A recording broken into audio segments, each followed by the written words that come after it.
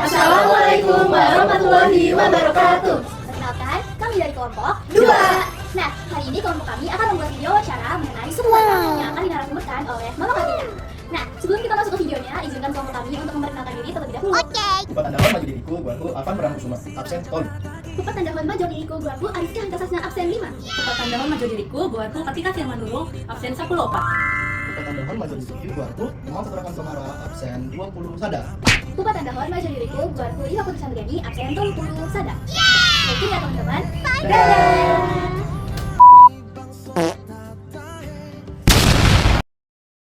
Halo, perkenalkan nama saya Afan Pranokusuma. Saya menganut agama Islam. Saya memiliki suku Sunda, tepatnya berasal dari kota Bandung. Saya memiliki ras yaitu Mongoloid.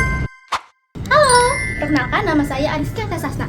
Di sini saya menganut agama Islam. Dan saya berasal dari suku Minang yang tepatnya berada di desa Kulit Air dan dengan klan Limo Panjang. Saya beras Malayan Mongoloid.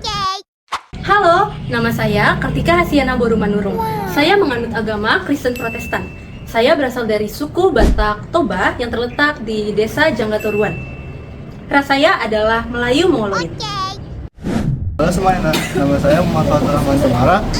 Saya berasal dari suku Sunda, tepatnya di Cirebon, dan saya punya ras Mongoloid Melayu. Hai, perkenalkan nama saya Rifa Putri Sanggani. Saya menganut agama Islam dan saya berasal dari suku Jawa, tepatnya di Kota Sragen. Nah, saya memiliki ras Mongoloid. Nah, tapi sebelumnya teman-teman, kalian ini udah tahu belum diferensiasi sosial itu apa? Sini aku kasih tahu. Jadi, diferensiasi sosial ini adalah proses atau keadaan terjadinya pembedaan masyarakat ke dalam kelompok-kelompok sosial secara horizontal berdasarkan perbedaan karakteristik yang tidak bersifat membedakan tingkatan atau strata sosial.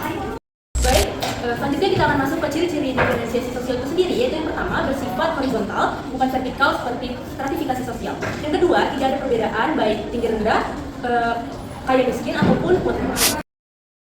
Nah, selanjutnya perbedaan yang melekat seperti suku bangsa, agama, jenis kelamin, ras, pekerjaan atau profesi, dan klan atau marga.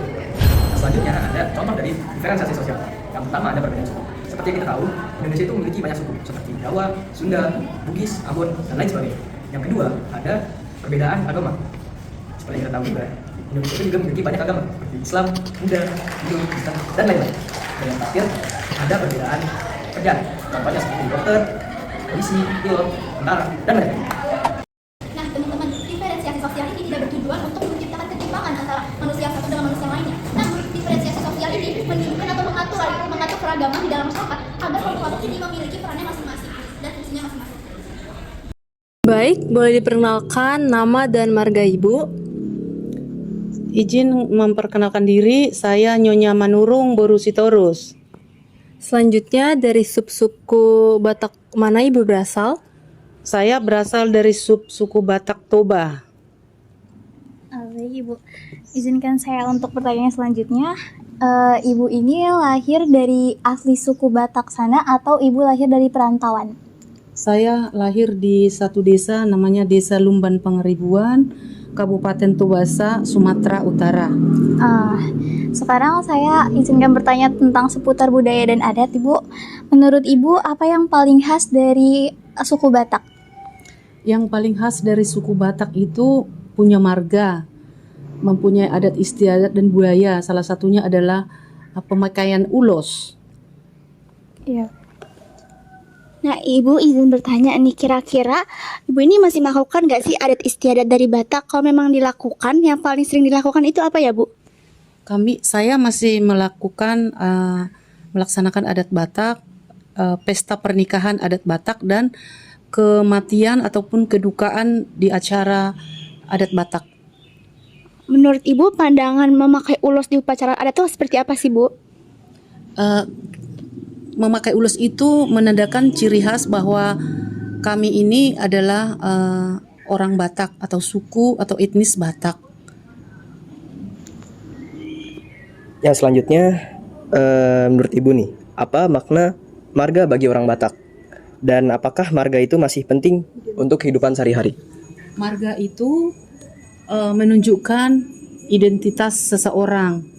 Contoh, saya marganya Sitorus, ya. Suami saya Manurung. marga inilah menunjukkan perbedaan antara yang lain, antara sesama orang Batak tapi beda marga begitu. Selanjutnya saya akan mempertanyakan pertanyaan mengenai upacara dan tradisi. Jadi bisa diceritain nggak Bu, bagaimana proses pernikahan dari adat Batak? Proses pernikahan adat Batak itu ribet, riweh gitu ya. Tapi orang Batak melaksanakannya, itulah yang membedakan suku Batak dengan suku-suku lain. Karena proses dari awal melamar dan sampai menuju ke pernikahan itu prosesnya panjang. Pertama, marhori-hori dingding namanya. Marhori-hori dingding itu keluarga mempelai laki-laki datang ke rumah mempelai perempuan, membicarakan, memperkenalkan diri dulu, baru membicarakan pesta yang akan dilaksanakan.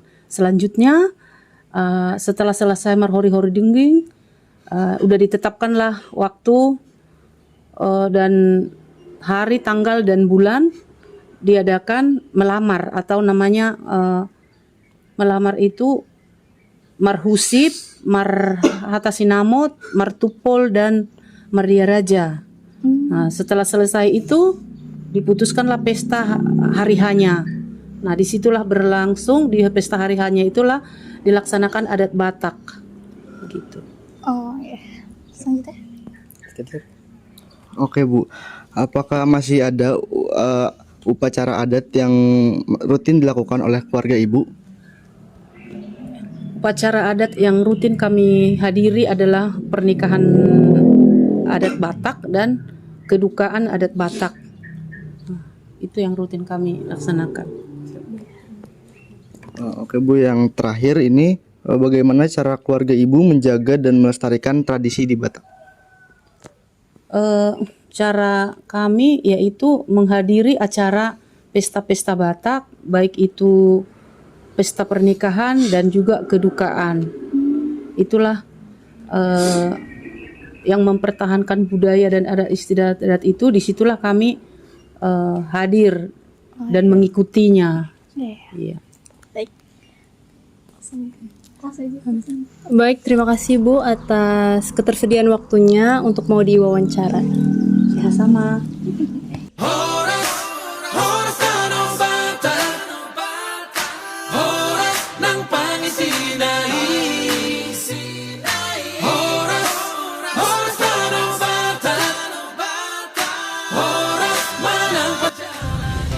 Saat disenma video kami sian kelompok 2 mau lihat godang.